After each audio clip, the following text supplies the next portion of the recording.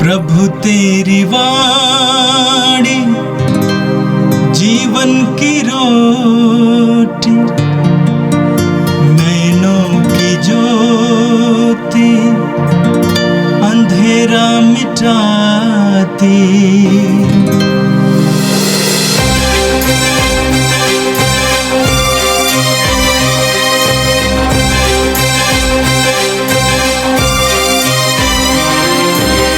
प्रभु तेरी वाणी जीवन की रोटी, नैनों की ज्योति अंधेरा मिटाती।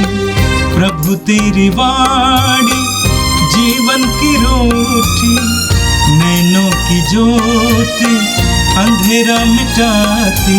वाणी वाणी वाणी वाणी वाणी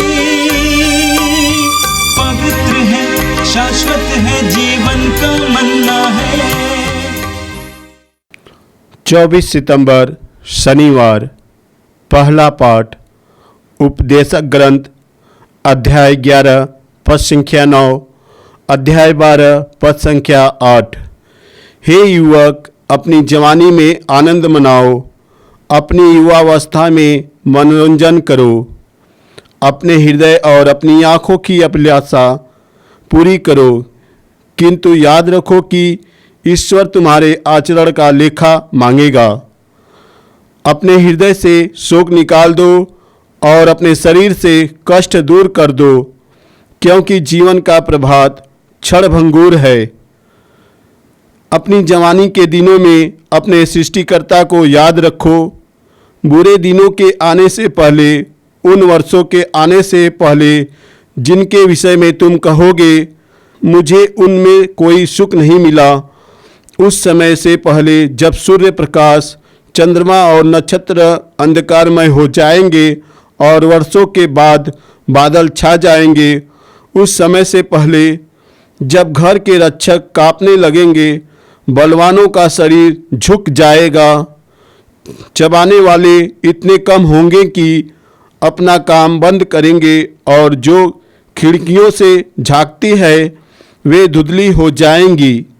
उस समय से पहले जब बाहरी दरवाजे बंद होंगे, चक्की की आवाज़ बंद होगी, चिड़ियों की चहचहाहट धीमी पड़ जाएगी और सभी गीत मौन हो जाएंगे। उस समय से पहले जब ऊंचाई पर चढ़ने से डर लगेगा और सड़कों पर खतरे ही खतरे दिखाई देंगे, जब बादाम का स्वाद फीका पड़ जाएगा, टिड्डियाँ नहीं पचेगी और चटनी में रुचि नहीं रहेगी, क्योंकि मनुष्य परलोक सिधारने पर है और शोक मनाने वाले सड़क पर आ रहे हैं। उस समय से पहले जब चांदी का तार टूट जाएगा और सोने का पात्र गिर पड़ेगा, घड़ा झरने के पास फूटेगा और कुएं का पहिया टुकड़े टुकड़े हो जाएगा। उस समय से पहले जब मिट्टी उस पृथ्वी में मिल जाएगी जहाँ से वह आई है और आत्मा के पास लौट जाएगी जिसने उसे भेजा है, उपदेशक कहलाता है, वह व्यर्थ ही व्यर्थ, सब कुछ व्यर्थ है। यह प्रभु की वाणी है। संत लूकस के अनुसार पवित्र सुसमाचार अध्याय 9 वाक्य संख्या 43 से लेकर 45 तक। सब लोग ईसा के कार्यों को देखकर अचंभे में पड़ जाते थे, किंतु उन्होंने अपने शिष्यों से कहा, तुम लोग मेरे इस कथन को भली भांति स्मरण रखो, मानव पुत्र मनुष्यों के हवाले कर दिया जाएगा। परंतु यह बात उनकी समझ में नहीं आ सकी। इसका अर्थ उनसे छिपा रह गया और वे इसे नहीं समझ पाते थे। इसके विषय में ईसा से प्रश्न करने में उन्हें संकोच होता था। यह प्रभु का पवित्र सुसमाचार है। ख्रिस्त प्रभु की जय। यीशु में मेरे प्रिय भाई और बहनों, हम सभी को आनंद से भरा जीवन अच्छा लगता है और हम सदैव प्रयत्नशील रहते हैं कि हमारा जीवन आनंद से परिपूर्ण हो, हमारे जीवन में खुशियाँ आए, हमारे जीवन में अच्छे कार्य हो और जीवन के उतार चढ़ाव में जीवन के संघर्ष में हमको कामयाबी मिले, और इसलिए हम लगातार प्रयत्नशील रहते हैं अपने जीवन को अधिक से अधिक खुशियों से भरने के लिए। आज का पहला पाठ उपदेशक के ग्रंथ से लिया गया है। यहाँ पर उपदेशक नवयुवकों को प्रोत्साहित करते हुए एक अच्छे और अर्थपूर्ण जीवन जीने के लिए प्रेरणा से भर रहा है। तो आज के पाठ के द्वारा उपदेशक नवयुवकों के सामने और हमारे सामने 3 महत्वपूर्ण बातों को, अर्थात 3 महत्वपूर्ण विषयों को हमारे सामने रखते हैं। और उनमें से सबसे महत्वपूर्ण और पहली बात है आनंद मनाने का। युवा अवस्था एक ऐसी अवस्था होती है जहाँ पर कार्यों को करने का जुनून होता है, उनमें हिम्मत होती है, साहस होता है, धैर्य होता है, और एक ऐसा समय होता है जब वे अपने मुकाम को हासिल करते हैं, एक ऐसे जीवन की ओर बढ़ते हैं जहाँ से उनका भविष्य निर्धारित होता है। तो उन्हीं युवाओं को प्रोत्साहित करते हुए उपदेशक कहते हैं, युवक अपनी जवानी में आनंद मनाओ, अपनी युवा अवस्था में मनोरंजन करो, अपने हृदय और अपनी आँखों की अभिलाषा पूरी करो। यहाँ पर उपदेशक नवयुवकों को प्रोत्साहित करते हुए कहते हैं कि उन्हें आनंद के साथ अपने जीवन को व्यतीत करना है, अपने जीवन में आनंद को लेकर आना है, अपनी आँखों की, हृदय की अभिलाषा को पूरा करना है। लेकिन अपनी आँखों और हृदय की अभिलाषा की पूर्ति के साथ ही साथ आनंद के भागी बनने के लिए उपदेशक एक शर्त को हमारे सामने रखता है, और वह क्या कहता है? किंतु याद रखो कि ईश्वर तुम्हारे आचरण का लेखा मांगेगा। उपदेशक कहता है, किंतु याद रखो ईश्वर तुम्हारे आचरण का लेखा रखेगा। ईश्वर के सामने अपने सारे कार्यों का लेखा जोखा देना पड़ेगा, अपने सारे आचरण व्यवहार का हमें लेखा रखना होगा।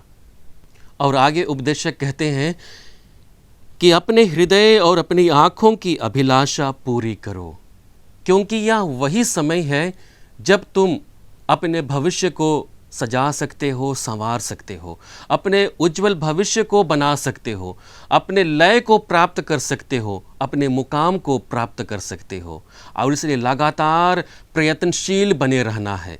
यहाँ पर हृदय और आँख की बातें जब उपदेशक ग्रंथ के रचयिता कह रहा है तो यहाँ पर सघन विषय वस्तु को हमारे सामने रखता है, एक ऐसे विषय वस्तु को रखता है जिस पर हम बहुत बार मनन चिंतन करना नहीं चाहते हैं, जिसकी ओर बहुत बार हम लोग मुड़कर वापस जाना नहीं चाहते हैं।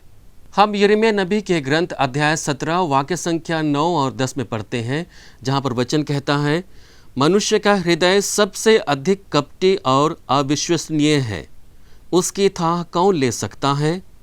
मैं प्रभु मनुष्य का हृदय और अंतरतम जानता हूँ, मैं हरेक को उसके आचरण और उसके कर्मों का फल देता हूँ। यहाँ पर उपदेशक जब हृदय की बातें कर रहा है तो हृदय में छिपी हुई गूढ़ रहस्यों के विषय में हमारे सामने कहना चाहता है। हम उन रहस्यों को नहीं जान सकते हैं, उन रहस्यों की थाह हम नहीं ले सकते हैं। उनकी थाह कौन ले सकता है? उनकी थाह ईश्वर ले सकता है। और हमारे हृदय में छुपी हुई भावनाओं को, हृदय में छुपी हुई हमारे जो भी कार्य हैं, हमारे आचरण हैं, कर्म हैं, उन्हीं के आधार पर ईश्वर हमारा न्याय करेगा। हम संतमत्ती के सुसमाचार अध्याय 5 वाक्य संख्या 29 और अध्याय 18 वाक्य संख्या 9 में पढ़ते हैं, जहाँ पर प्रभु यीशु आँख के विषय में कहते हैं, यदि तुम्हारा एक आँख पाप का कारण बनता है तो उसे निकाल कर फेंक दो। इससे तो अच्छा है कि तुम काने ही स्वर्गराज में जाओ और पूरा शरीर लेकर तुम आग में ना झोंक दिए जाओ। यहाँ पर प्रभु शुद्धता के बारे में हमसे बात करते हैं। हमारे जीवन में, हमारे आँखों में, हमारे हृदय में, हमारे मनोभाव में उस शुद्धता को लेकर आना है जो ईश्वर की दृष्टि में प्रिय है। और इसलिए जब हम युवा अवस्था में आनंद मना रहे हैं, मनोरंजन से अपने जीवन को भर रहे हैं, अपने आँखों और हृदय की अभिलाषाओं को पूरा कर रहे हैं, तो हमें यह ध्यान देने की आवश्यकता है कि क्या मैं इन सभी कार्यों में, इन सभी अवसरों में ईश्वर की इच्छा को पूरी कर रहा हूँ, ईश्वर की सहनता के आधार पर अपने जीवन को व्यतीत कर रहा हूँ। यह हमारे लिए आवश्यक है कि हम अपने मन, वचन, कर्म में अधिक से अधिक शुद्धता को लेकर आएं, क्योंकि जीवन के अंत में हमें इसका लेखा रखना होगा, ईश्वर के सामने हमें लेखा देना होगा। दूसरा महत्वपूर्ण बात है निकालने की प्रक्रिया। यहाँ पर क्या निकालने की प्रक्रिया है, किसको निकालना है, क्या निकालना है? हम वचन में पढ़ते हैं, अपने हृदय से शोक को निकाल दो और अपने शरीर से कष्ट को दूर कर दो, क्योंकि जीवन का प्रभात क्षणभंगुर है। यहाँ पर उपदेशक जीवन की क्षणभंगुरता को जानता है, समझता है, और हमारे छोटे से जीवन में हमें अधिक से अधिक चैन और सुख का जीवन व्यतीत करने के लिए हमें आमंत्रित करता है और कहता है, अपने हृदय से शोक को निकाल दो और अपने शरीर से कष्ट को दूर कर दो। यहाँ पर जो शोक है और कष्ट है, यह हमारे आध्यात्मिक और नैतिक जीवन से संबंध रखता है। हम नैतिक जीवन को जीते हुए अनैतिक बन जाते हैं, हमारे आचरण में परिवर्तन आ जाता है, हमारे व्यवहार में परिवर्तन आ जाता है, और वो हमारे कष्ट का कारण बनता है, दुख का कारण बनता है। ऐसे सारे परिस्थितियों से हमें दूर होकर एक आनंद का जीवन व्यतीत करने के लिए हमसे कहते हैं। और तीसरा महत्वपूर्ण विषय वस्तु है ईश्वर का स्मरण करना। हम वचन में पढ़ते हैं, अपनी जवानी के दिनों में अपने सृष्टिकर्ता को याद रखो। यहाँ पर स्तोत्रकार कहता है कि जब तुम अपने आनंद से परिपूर्ण हो गए हो, अपनी जवानी, अपनी युवा अवस्था को भरपूर मात्रा में जी रहे हो, तो उस समय में भी ईश्वर को सदैव स्मरण करना है, ईश्वर को याद करते रहना है, ईश्वर को अपने जीवन में लेकर आना है। क्यों लेकर आना है? आगे हम वचन में पढ़ते हैं, बुरे दिन के आने से पहले, उन वर्षों के आने से पहले जिनके विषय में तुम कहोगे मुझे उनमें कोई सुख नहीं मिला। यहाँ पर बुरे दिन का तात्पर्य जीवन में होने वाली परिवर्तन से है। एक व्यक्ति का जन्म होता है, उसकी बाल्यावस्था होती है, बाद में युवा अवस्था को जाता है और अंत में प्रौढ़ अवस्था को प्राप्त करता है, जहाँ पर उसकी मृत्यु हो जाती है। तो जीवन के इस चक्र में जब युवा अवस्था है तो उन क्षणों में भी ईश्वर को स्मरण करना है। ऐसा ना हो कि तुम जब मरने के कागार पर हो, जब तुम वृद्धावस्था में हो, उस अवस्था में तुमको ये याद आए कि तुमने तो जीवन में आनंद लिया ही नहीं। ऐसी अवस्था आने से पहले ही युवा अवस्था में तुम आनंद मनाओ और ईश्वर को सदैव अपने साथ रखो, उसका स्मरण करते रहो।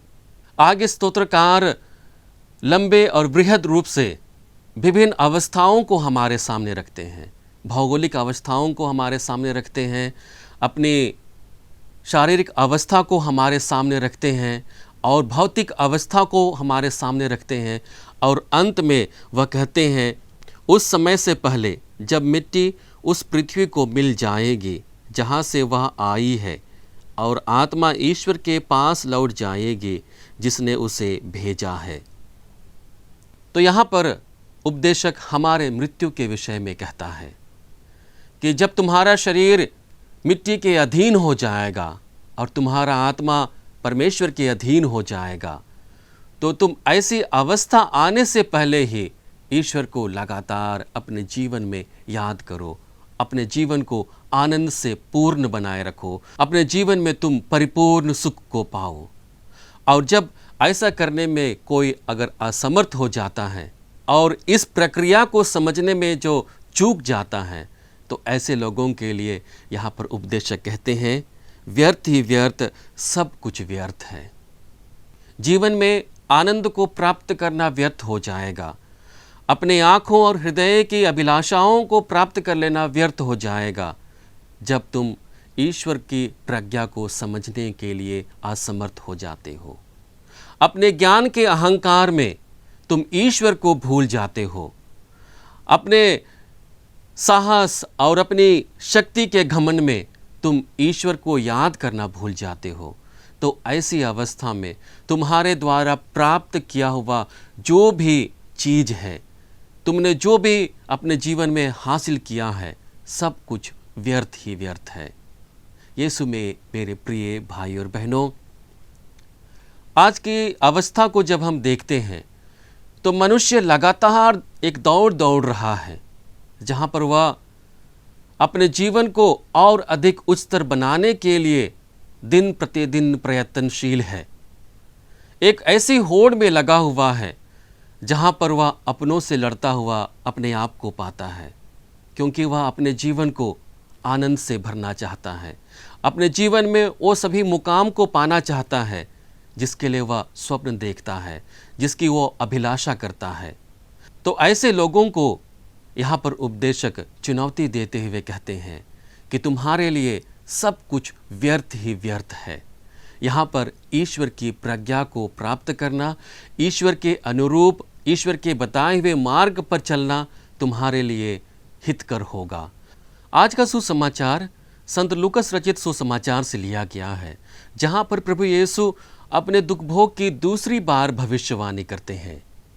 हम वचन में देखते हैं कि लोग प्रभु के चिन्ह और चमत्कार को देखकर अचंभे में पड़ जाते हैं, और उसी समय प्रभु अपने दुख भोग की दूसरी बार भविष्यवाणी करता है। हम वचन में पढ़ते हैं, सब लोग ईसा के कार्यों को देखकर अचंभे में पड़ जाते थे, किंतु उन्होंने अपने शिष्यों से कहा, तुम लोग मेरे इस कथन को भली भांति स्मरण रखो, मानव पुत्र मनुष्यों के हवाले कर दिया जाएगा। अध्याय 9 में हम लोग देखते हैं, सबसे पहले प्रभु रोटी का चमत्कार करते हैं, उसके बाद प्रभु का रूपांतरण होता है, और उसके बाद अबदूतग्रस्त लड़के को प्रभु स्वस्थ करते हैं, और इसके बाद ही प्रभु अपनी दुख भोग की दूसरी भविष्यवाणी करते हैं।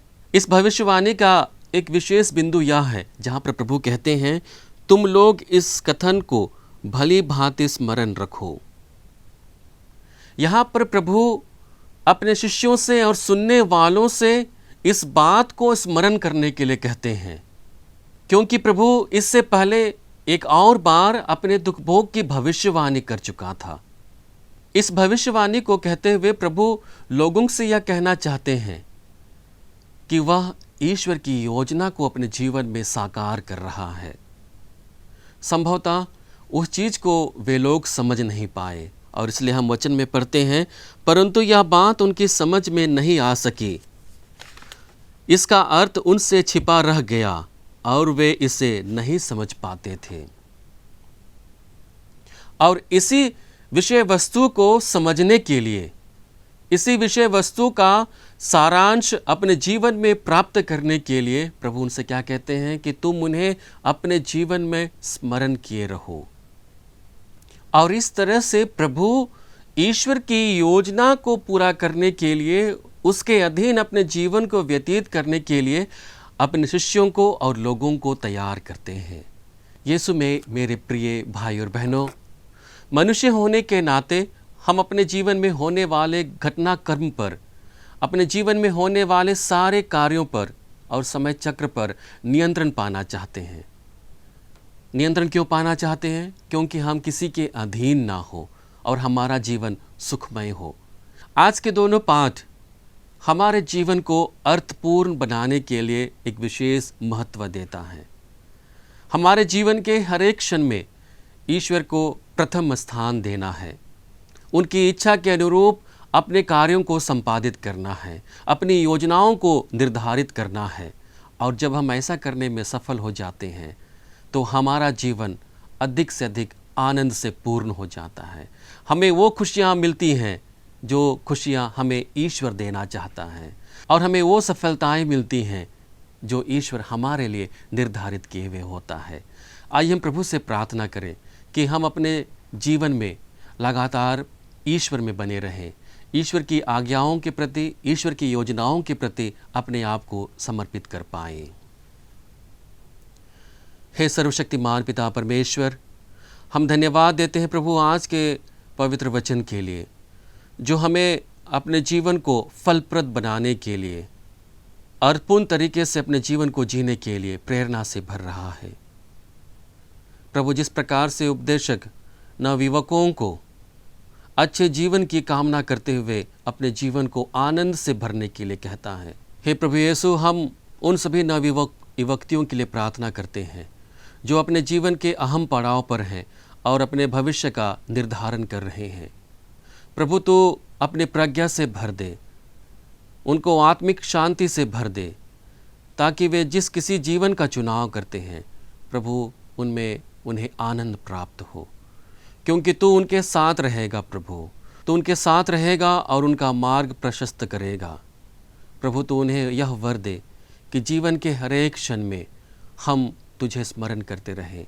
तू हमारे जीवन का केंद्र बिंदु है, यह मानकर हम अपने जीवन में होने वाले सारे कार्यों में तेरी महिमा को देख सके। हम यह प्रार्थना करते हैं हमारे प्रभु क्रिस्त के द्वारा, आमीन।